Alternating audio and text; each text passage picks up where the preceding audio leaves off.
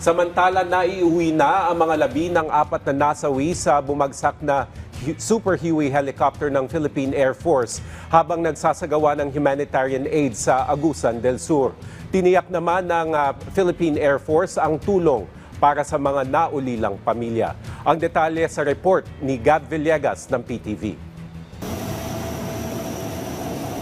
Dumating na kagabi sa Villamor Air Base ang 4 na nasawi sa pagbagsak ng isang Super Huey helicopter ng Philippine Air Force sa bayan ng Loreto sa Agusan del Sur habang nagsasagawa ng humanitarian at disaster response matapos tumama ang bagyong Tino nitong Martes. 7:20 ng gabi nang lumapag ang C-130, sakay ang mga labi ni Captain Polly Dumagan, Second Lieutenant Royce Luis Camigla, Sergeant John Christopher Golfo at Airman First Class Erickson Merico.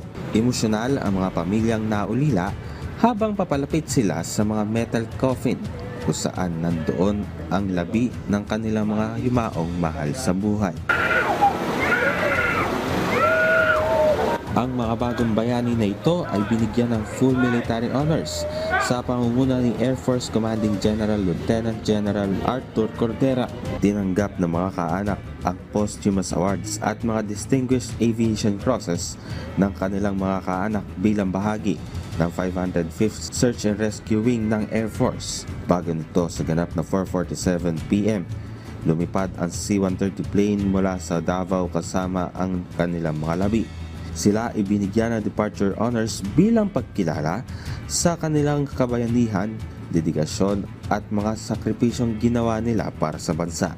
Ang labi ni Sergeant Yves Sihub ay binigyan din ng departure honors ng Eastern Mindanao Command bago dalhin ang kanyang labi patungo sa General Santos alas 9 ng umaga kahapon. Si Airman Amir Kaidar Apion ay binigyan din ng departure honors bago dalhin ang kanyang labi sa Edwin Andrews Air Base sa Zamboanga.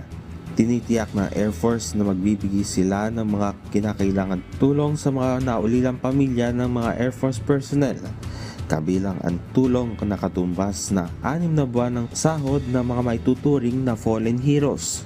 Aside from that po, meron din po yung mga savings and loans associations din po, and of course meron din po i-extend yung ibang organizations din po ng Air Force, and para naman po dun sa mga yung pagpunta po dito ng mga kamag-anak, actually muna yung pag-asikaso din po sa kanila, ayun din po yung i-assist po natin sila hanggang po sa burial po.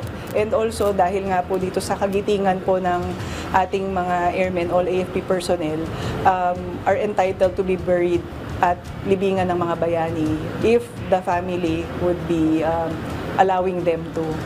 Ganun. But sometimes po yung mga ibang families, mas gusto nila na iuwi po dun sa mga probinsya. Ang mga labi ni Sergeant Golfo ay dadalhin sa kanyang bayan sa Alfonso, Cavite, habang ang mga labi ni Airman First Class Merico ay ibibiyahe patungong Quezon Province. Para sa Integrated State Media, Gab Villegas ng PTV.